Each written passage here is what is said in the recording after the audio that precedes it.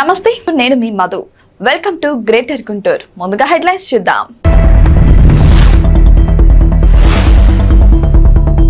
ప్రభుత్వ ఆసుపత్రిలో జగనన్న సురక్ష కార్యక్రమం, రోగులకు మరిన్ని సేవలు. డాక్టర్ కిరణ్ కుమార్ వెల్లడి.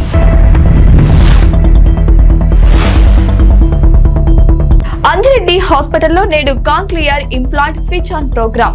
పల్నాడు జిల్లాలలో జరగడం గర్వకారణం. కలెక్టర్ అభివందనలు. ప్రభుత్వ ఆసుపత్రులలో జగనన్న ఆరోగ్య సురక్ష సమాచార కేంద్రంను ఆసుపత్రి సూపరింటెండెంట్ డాక్టర్ కిరణ్ కుమార్ మంగళవారం ప్రారంభించారు.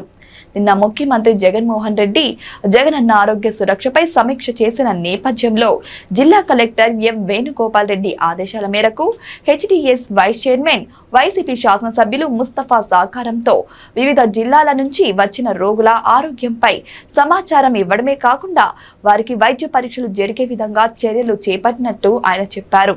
వైద్య శిబిరాల్లో గుర్తించిన రోగులు ప్రభుత్వ ఆసుపత్రికి వచ్చిన వారితో మాట్లాడమని తెలిపారు. అర్బన్, గ్రామీణ ప్రాంతాల నుంచి వచ్చిన రోగులకు సమాచార కేంద్రంలో వివిధ పరీక్షలు చేసి అవసరమైన వార్డుకు పంపించనున్నట్లు ఆయన వివరించారు. వైద్య శిబిరాల నుంచి వచ్చే ప్రతి ఒక్కరి వివరాలను తీసుకుంటున్నామని ఆయన చెప్పారు. ఈ సమాచారం ఆధారంతో చికిత్సలు ఎక్కడ చేయించాలన్నా దానిపై ఆసుపత్రి సిబ్బంది సలహాలు, సూచనలు అందిస్తారని ఆయన అన్నారు.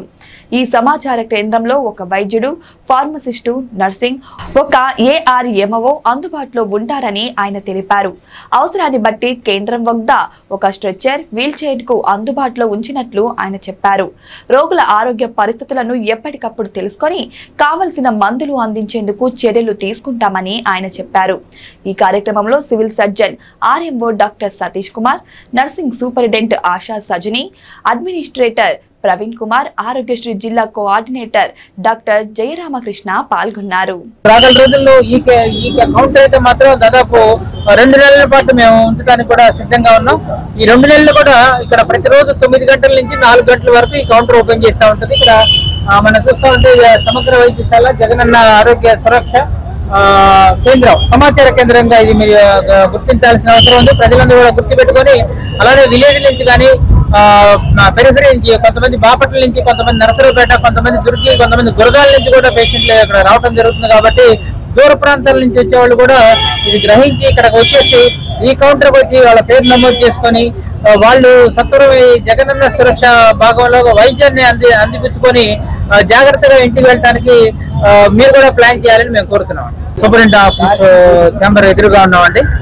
ఇక్కడ మెయిన్ కాంపౌండ్ వాళ్ళలో మనకి పేషెంట్లు ఇన్పేషెంట్ వైపు రాగానే ఒక జగనన్న ఆరోగ్య సురక్ష అన్నది వాళ్ళ గవర్నమెంట్ ఆఫ్ ఆంధ్రప్రదేశ్ తీసుకున్న ఒక మంచి విప్లవాత్మకంగా తీసుకున్న ప్రోగ్రామ్ గా మనం తీసుకోవచ్చు.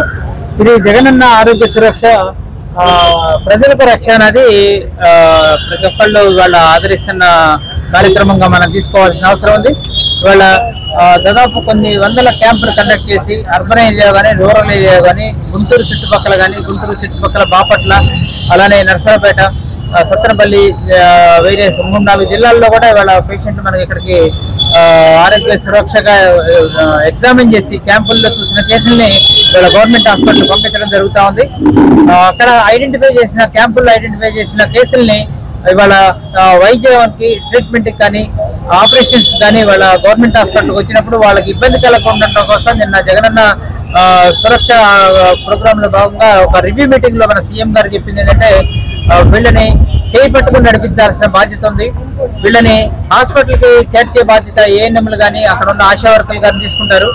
వాళ్ళకి అవసరాన్ని బట్టి ఒక 500 రూపాయలు ట్రాన్స్పోర్టేషన్ ఛార్జెస్ కూడా ఇవ్వడం జరుగుతుందని జగన్మోహన్ రెడ్డి గారు నిన్న రివ్యూ మీటింగ్ లో తెలియజేయడం జరిగింది.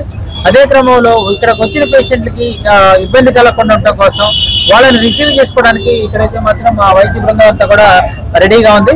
ఇక్కడ ఒక కౌంటర్ని ఏర్పాటు చేసి గవర్నమెంట్ హాస్పిటల్లో ఆరోగ్య సురక్ష జగనన్న ఆరోగ్య సురక్షలో భాగంగా ఇక్కడికి వచ్చే పేషెంట్లు దాదాపు మా దృష్టికి వచ్చింది దాదాపు 2000 నుంచి 2500 మంది పేషెంట్లు వాళ్ళ రిఫరల్ గా ఈ హాస్పిటల్ పంపించడానికి వివిధ క్యాంపుల్లో వాళ్ళు నిర్ణయం తీసుకున్నారు. వాళ్ళ నిర్ణయం ప్రకారం పేషెంట్ కూడా వాళ్ళు కూడా చూస్ చేసుకునే అవకాశం ఉంది. ఏ హాస్పిటల్కి వెళ్ళాలి, అది గవర్నమెంట్ హాస్పిటల్కి వెళ్ళాలా లేకపోతే నెట్వర్క్ హాస్పిటల్ ఉన్న ప్రైవేట్ హాస్పిటల్కి వెళ్ళాలా అన్నది కూడా ప్రజలు నిర్ణయించుకుంటారు. వాళ్ళ నిర్ణయం మేరకు వాళ్ళ కన్సర్న్ పేషెంట్ తీసుకొని ఏఎన్ఎంలు ఇక్కడ గవర్నమెంట్ హాస్పిటల్కి వచ్చినప్పుడు ఇక్కడ మేము అయితే కౌంటర్ ఏర్పాటు చేసాం. వాళ్ళు కన్ఫ్యూజ్ కావాల్సిన పని లేదు. డైరెక్ట్ గా ఈ కౌంటర్ తీసుకురామని మేము ఏఎన్ఎంలు కానీ అక్కడ ఉన్న డాక్టర్లకు కానీ అక్కడ ఉన్న ఫ్యామిలీ డాక్టర్ కాన్సెప్ట్ లో ఉన్న వాళ్ళకి కానీ వాళ్ళందరికీ తెలియజేసేది ఏంటంటే గవర్నమెంట్ హాస్పిటల్ పంపించినప్పుడు ఇక్కడ కౌంటర్ ఏర్పాటు చేశాం కాబట్టి ఈ కౌంటర్ మీరు పంపిస్తే వెంటనే రిసీవ్ చేసుకొని ఇక్కడ రిజిస్ట్రేషన్ జరుగుతుంది. ఇక్కడ ఆరోగ్య మిత్ర కూర్చొని ఉంటారు. అలానే మాకు కన్సర్న్ గా ఒక డాక్టర్ గారు ఉంటారు. ఒక ఆర్ఎంఓ గారి సూపర్వైజన్ లో ఇదంతా జరుగుతూ ఉంటుంది. ఒక ఫార్మసీ డాక్టర్ బృందం కూడా ఇక్కడే ఉండి వీళ్ళకి ఇక్కడ వెంటనే రిసీవ్ చేసుకొని వాళ్ళకి అవసరాన్ని బట్టి కొన్ని ఓపీ పేషెంట్లు అయితే ఇక్కడ మందులు ఇచ్చేసేసి టెస్ట్ చేసి ఇక్కడ నుంచి వెంటనే ఇంటికి పంపించడం జరుగుతూ ఉంటుంది. అదేవిధంగా పేషెంట్ కనుక ఆపరేషన్ అవసరమైతే ఇక్కడే ఒక కన్సల్టెంట్ డాక్టర్ చూసి వెంటనే అడ్మిట్ చేసుకుని వీళ్ళకి ఏ వార్డులో అయితే అడ్మిట్ చేయాలో, ఒక గుండె జబ్బుల వార్డు అయితే గుండె జబ్బుల వార్డు, మెడిసిన్ వార్డు అయితే మెడిసిన్, సర్జరీ అయితే సర్జరీ వార్డు, ఈఎన్టీ అయితే ఈఎన్టీ వార్డులు అడ్మిట్ చేసి వాళ్ళకి తర్వాత జరగాల్సిన ఆపరేషన్ కూడా సక్రమంగా చేయడానికి కూడా ఈ బృందం అంతా రెడీ అవుతూ ఉంటుంది. ఇదంతా కూడా సూపరింటెండెంట్ గారి పర్యవేక్షణలోనే ఉండడానికి నేను రెడీ చేశాం. నేను సూపరింటెండెంట్ గా ఉన్నాను కాబట్టి బాధ్యతగా తీసుకొని ఇవాళ జగనన్న సురక్ష ప్రోగ్రామ్ లో వచ్చే ప్రతి ఒక్క పేషెంట్ ని రిసీవ్ చేసుకుని వాళ్ళకి వైద్యం అంది పల్నాడు జిల్లా నరసరావుపేటలోని స్థానిక అంజిరెడ్డి హాస్పిటల్ నందు నేడు కాన్క్లియర్ ఇంప్లాంట్ స్విచ్ ఆన్ ప్రోగ్రాం నిర్వహించారు. ఈ కార్యక్రమానికి ముఖ్య అతిథిగా పల్నాడు జిల్లా కలెక్టర్ తో తేటి శివశంకర్ పాల్గొన్నారు. ఈ సందర్భంగా కలెక్టర్ మాట్లాడుతూ ఇటువంటి కాన్క్లియర్ ఇంప్లాంట్ సర్జరీలు పల్నాడు జిల్లాలలో జరగడం చాలా గర్వంగా ఉందని అన్నారు. ప్రజలందరూ ఈ వైద్య సేవల్ని ఉపయోగించుకోవాలని సూచించారు. ఆరోగ్యశ్రీ మరియు సీఎం రిలీఫ్ ఫండ్ ద్వారా ఇటువంటి సర్జరీలకు ఆర్థిక చేయూత అందజేయడం జరుగుతుందని తెలిపారు. ఈ కార్యక్రమంలో అంజిరెడ్డి హాస్పిటల్స్ డాక్టర్ లోకిరెడ్డి శ్రీనివాస్ రెడ్డి మరియు డాక్టర్ సిబ్బంది పాల్గొన్నారు.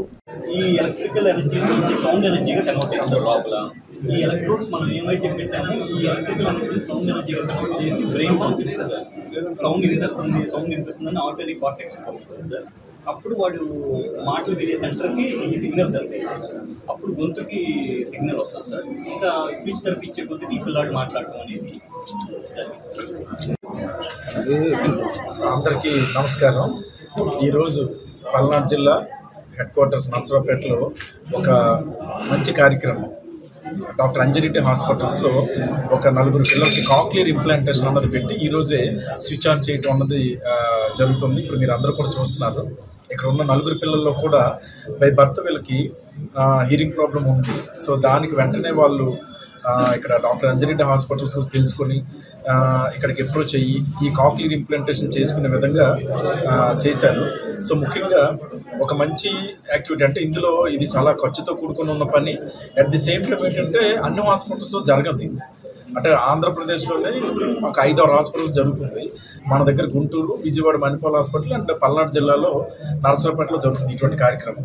సో ఆ కార్యక్రమంలో భాగంగా ఈరోజు ఒక 4 పిల్లలు చేయటం అన్నది దానికి ముందుకు వచ్చిన doctor Anji Reddy hospitals management, so వాళ్ళందరూ కూడా మనస్ఫూర్తిగా నేను అభినందిస్తున్నాను. సో ఈరోజు రక్షిత అని చెప్పి విజయవాడ ఆ పాప 8 సంవత్సరాలు. సో వాళ్ళకి రైట్ ఇయర్ ప్రాబ్లం ఉంటే వాళ్ళకు కూడా ఈరోజు కాక్లియర్ ఇంప్లాంటేషన్ జరిగింది. తర్వాత షేక్ నఫియా 4 years. వీళ్ళకి బైలేటరల్ అంటే కుడి చెవి ఎడమ చెవి 2 కూడా ఇబ్బందిగా ఉంటే రెండింటికి కలిపి మనకి కాక్లియర్ ఇంప్లాంటేషన్ జరిగింది. అలాగే సందీప్ 3 years కొత్తగూడెం, వీళ్ళకి కూడా బైలేటరల్ 2 ప్రాబ్లం ఉంటే చేశారు. తర్వాత వైశాంతి అని చెప్పి 6 years only right year Narasaraopet నుంచి. సో వీళ్ళ 4 కలిపి 6 కాక్లియర్ ఇంప్లాంట్ జరిగింది.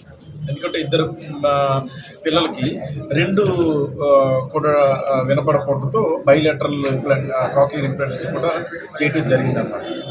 సో ఈ సర్జరీ జనరల్గా ఒక కాక్లియర్ ఇంప్లాంటేషన్ ఖర్చు 6.9 lakhs ఉంటుంది ఒక మిషన్ ఎక్విప్మెంట్.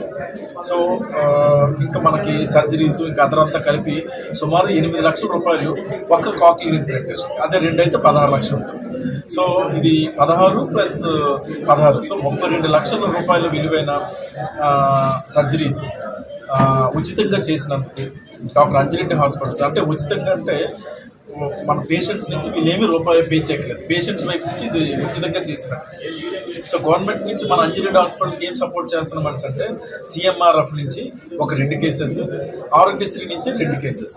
సో ఆ 2 కేసెస్ కూడా మనకి సిఎంఆర్ఎఫ్ నుంచి కూడా మనకి ఖర్చు 8 లక్షలు. పల్నాడు జిల్లా నరసరావుపేట శివారులో గల చెరువులో మంగళవారం గుర్తు తెలియని మహిళ శవం ఉన్నట్లు స్థానికులు గుర్తించారు. స్థానికుడు అటుగా వెళ్తుండగా చెరువులో తేలియాడుతున్న మహిళ మృతదేహం కనిపించింది. దీంతో స్థానికులు పోలీసులకు సమాచారం అందించారు. మృతురాలకు 55 ఏళ్ల వయసు. మహిళ మృతదేహంపై ఎరుపు రంగు జాకెట్, ఆకుపచ్చ, నలుపు రంగు చీర ఉందని అన్నారు. పోస్ట్ మార్టం నిమిత్తం మృతదేహాన్ని ప్రభుత్వ హాస్పిటల్ కి తరలించి కేసు నమోదు చేసి దర్యాప్తు చేస్తున్నట్టు నరసరావుపేట పోలీసులు తెలిపారు.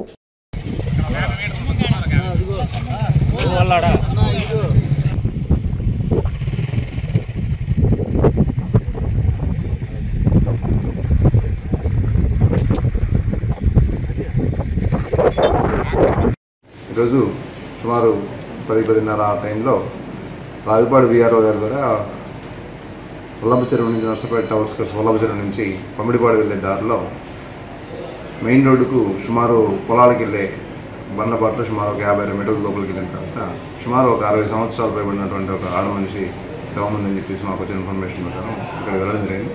అక్కడ మొత్తం సీన్ అంతా కూడా అబ్జర్వ్ చేస్తే ఆమె వయసు సుమారు 60 సంవత్సరాలు పైబడింది. ఆమె డెడ్ బాడీ పక్కనే ఒక ఊత కర్ర ఒకటి ఉంది. ఆమె వచ్చేసరికి సుమారు మొత్తం కూడాను రెడ్ కలర్ శారీ ఒకటి కట్టుకొని ఉంటుంది. ప్రజెంట్ ఆవిడ ఎవరు ఇంకా దాని మీద కూడా ఇంకా ఇన్ఫర్మేషన్ రాలేదు. ఆవిడ మనిషి ఐడెంటిఫికేషన్ కోసం ప్రయత్నం చేస్తాము.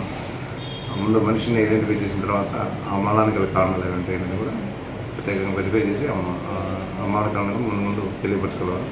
ఇప్పుడు ఉన్నటువంటి అది రావిపాడు పంచాయతీకి వస్తుంది. రావిపాడు విఆర్ఓ గారి ద్వారా రిపోర్ట్ తీసుకుని రావిపాడు విఆర్ఓ గారు ఇచ్చిన రిపోర్ట్ మేరకు ముందుగా కేసు నమోదు చేసి విచారణ చేపడతాము.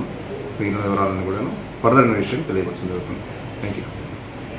పల్నాడు జిల్లా చిలకలూరిపేట మండలం రాజాపేట ఏపీఆర్ఎస్ గురుకుల పాఠశాలకు చెందిన 10వ తరగతి చదువుతున్న 5 విద్యార్థులు కలెక్టర్ శివశంకర్ ని కలిశారు.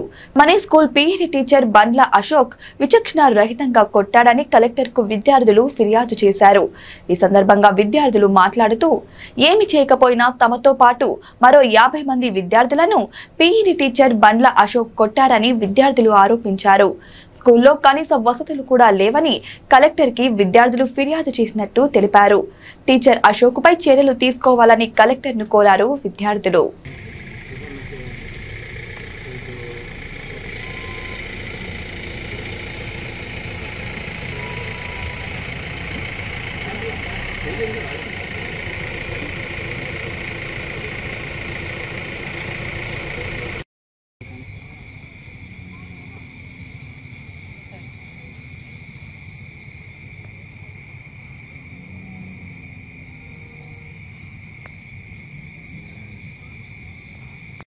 శివయ్య, నేను 10వ తరగతి చదువుతున్నాను ఏపీఆర్ఎస్ స్కూల్లో.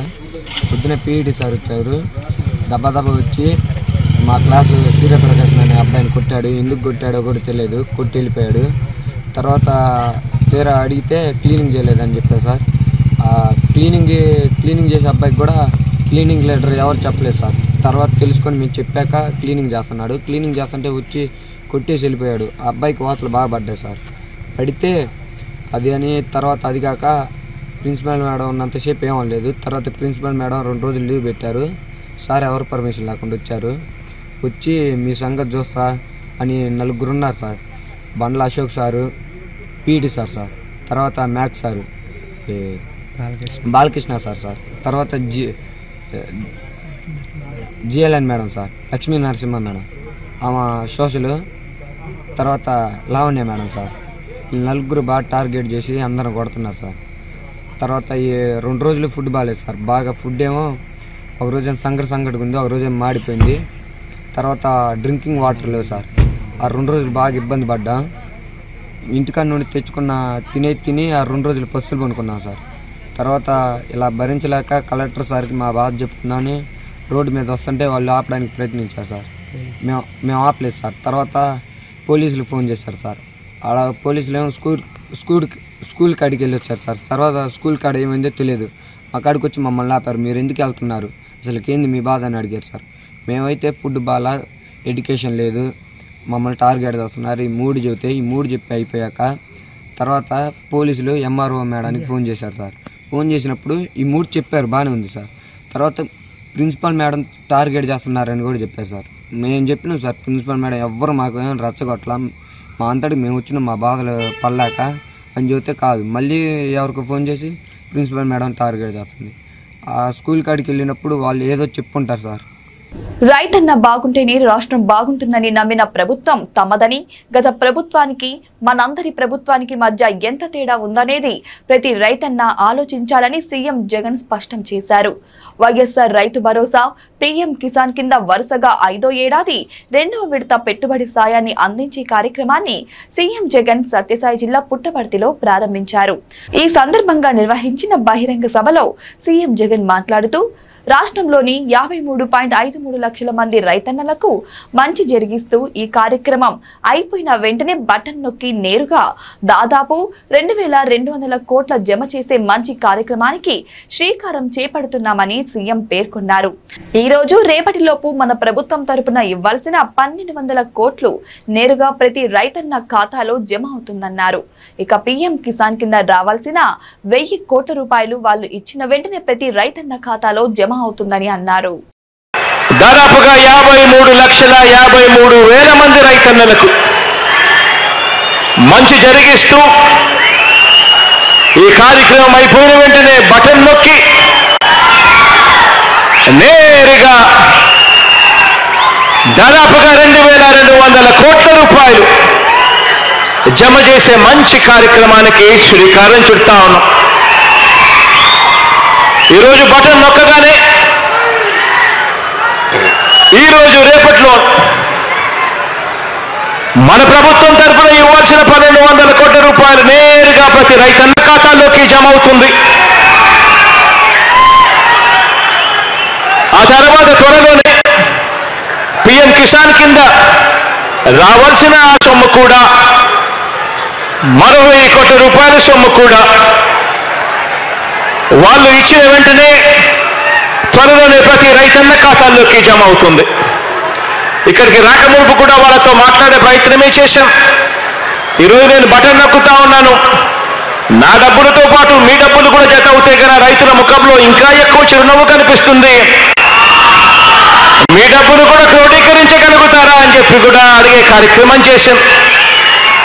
వాళ్ళు కొంచెం అటు ఇటుగా ఈ నెలలో ఖచ్చితంగా ఇస్తాము అని చెప్పడం జరిగింది. కాబట్టి ఇక ఇంతకన్నా ఎక్కువ ఆలస్యమైతే రైతన్నులకు ఇబ్బంది పడకూడదు అనే ఉద్దేశంతో మీ బిడ్డ మాత్రం ఆలస్యం చేయకుండా ఇక్కడికి వచ్చి బటన్ నొక్కే కార్యక్రమానికి శ్రీకారం చుడతా ఉన్నాడు. ఈరోజు ఇక్కడ అనంతపురం జిల్లా ఈరోజు పుట్టపర్తిలో ఈ 53 నెలల కాలంలోనే ఇప్పటికే దాదాపుగా 53 లక్షల పైచిలకు రైతన్నలకు మంచి జరిగిస్తూ ప్రతి రైతన్నలకు నేరుగా బటన్ నొక్కి వాళ్ళ కుటుంబాల ఖాతాల్లోకి నేరుగా రైతన్నల ఖాతాల్లోకి అక్షరాల ఈ 53 నెలల కాలంలోనే 61,500 రూపాయలు ఇవ్వడం జరిగింది. ఇక దీనికి ఈ 4,000 రూపాయలు కూడా కలుపుకుంటే ప్రతి రైతన్నకు ఆ రైతన్న కుటుంబానికి మంచి జరిగిస్తూ 65,500 రూపాయలు ఒక్క వైఎస్ఆర్ రైతు భరోసా పీఎం కిసాన్ అన్న ఒకే ఒక్క కార్యక్రమం ద్వారా ప్రతి రైతన్నకు కూడా మంచి జరిగిస్తూ ఇవ్వడం జరుగుతూ ఉంది. పల్నాడు జిల్లా వ్యాప్తంగా మంగళవారం భారీ వర్షం ముంచెత్తింది. దీంతో రోడ్లపై వర్షపు నీరు పోటెత్తాయి. ఇక రహదారులపై ఎక్కడికక్కడ వర్షం నీరు నిలిచిపోవడంతో జలాశయాలను రోడ్లు తలపిస్తున్నాయి. ఈ భారీ వర్షాల నేపథ్యంలో వాహనదారులు ఇబ్బందుల్ని ఎదుర్కొంటున్నారు. దట్టంగా కమ్ముకున్న మేఘాల కారణంగా భారీ వర్షాలు కురిసే అవకాశం ఉన్నందున తీర ప్రాంతాలతో పాటు కొన్ని అంతర్గత ప్రదేశాలకు వాతావరణ శాఖ హెచ్చరికలు జారీ చేసింది.